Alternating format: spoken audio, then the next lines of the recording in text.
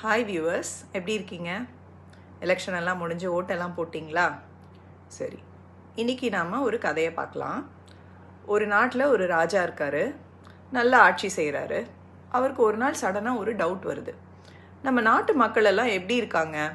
அதாவது எல்லாருமே தான தர்மம் பண்ணுறாங்களா? அவங்களோட மென்டாலிட்டி எப்படி இருக்குது அப்படின்னு தெரிஞ்சுக்கணுன்னு ஆசைப்படுறாரு. ஸோ உடனே ஒரு வயசான தாத்தா மாதிரி வேஷம் போட்டு கிளம்புறாரு. போய் வீடு வீடாக பிச்சை கேட்குறாரு. எல்லாருமே ஏதோ மீந்து போன ஃபுட்டு இல்லைன்னா ஏதாவது 1-2 காசுங்க அப்படின்னு அவருக்கு தானம் பண்ணுறாங்க. இவர் இந்த மாதிரி போயிட்டுருக்கும்போது ஒரு ரொம்ப புவரான ஒரு வீடை பார்க்குறாரு.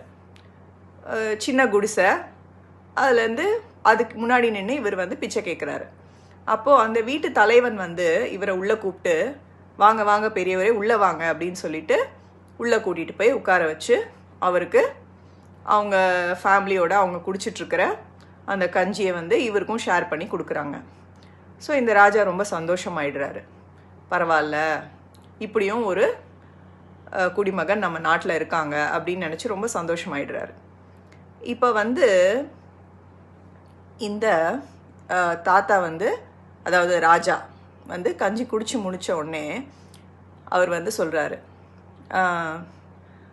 ரொம்ப சந்தோஷங்க, எல்லாரும் ஏதோ மீந்து போனதோ இல்லை காசோ தான் கொடுத்தாங்க, நீங்கள் ஒருத்தங்க தான் என்னை உள்ளே கூப்பிட்டு சாப்பாடு போட்டிங்க, ரொம்ப நன்றி அப்படிங்கிறார். அப்போ அவர் சொல்கிறார், அந்த குடும்ப தலைவர், வெயிட் கொஞ்சம் உட்காருங்க அப்படிங்கிறாரு. உங்களை பார்த்தோன்னே நீங்கள் வயசான முதியவராக இருக்கீங்க, இருந்தாலும் எனக்கு ஒரு சின்ன டவுட் வந்துச்சு. ஒருவேளை நீங்கள் வெளிநாட்டு ஸ்பையாக இருப்பீங்களோ, எங்கள் நாட்டை கண்காணித்து போய் சொல்கிறதுக்காக வந்திருப்பீங்களோ அப்படின்னு ஒரு சின்ன டவுட் வந்தது. அந்த காலத்தில் ஒற்றன்னு சொல்லுவாங்க இல்லையா, அந்த மாதிரி. உடனே அப்போ ஏங்க இந்த மாதிரி டவுட் இருந்தால் என்னை உள்ளே கூப்பிட்டு சாப்பாடெல்லாம் போட்டிங்க அப்படிங்கிறார்.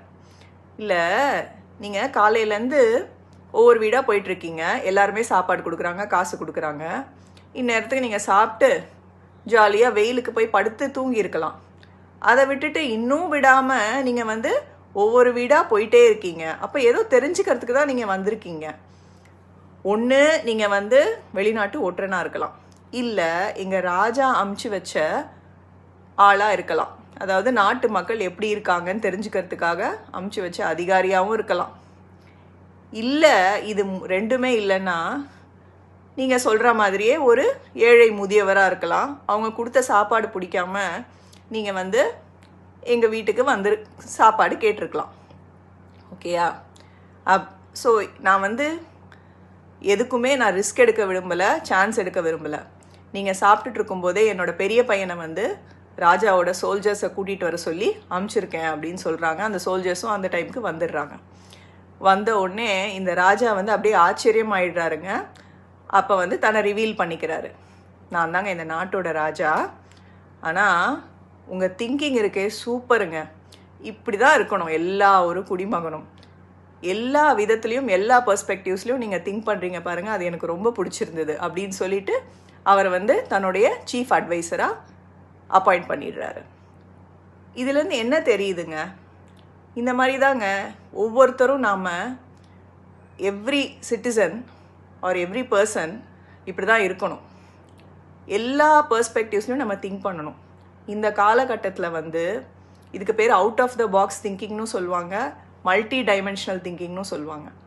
ஸோ எப்போவுமே எந்த ஒரு காரியத்தை எடுத்தாலும் சும்மா அதோட வெளி தோற்றத்தை வச்சு நம்ம அதை முடிவு பண்ணக்கூடாது. ஜஸ்ட் எக்ஸ்டர்னலாக ஒரு சிங்கிள் மைண்டடாக போய் அந்த காரியத்தில் இறங்கக்கூடாது. அதில் இருக்கிற நல்லது கெட்டது 4 விதமாக யோசிக்கணும்னு பெரியவங்க சொல்லுவாங்க இல்லையா, அந்த மாதிரி யோசித்து தான் நம்ம செயல்படணும். ஸோ இந்த மாதிரி டிஃப்ரெண்ட் பெர்ஸ்பெக்டிவ்ஸில் நம்ம திங்க் பண்ணோன்னு வச்சுக்கோங்களேன், கண்டிப்பாக நம்மளுக்கு சக்ஸஸ் கிடைக்கும். இது எல்லா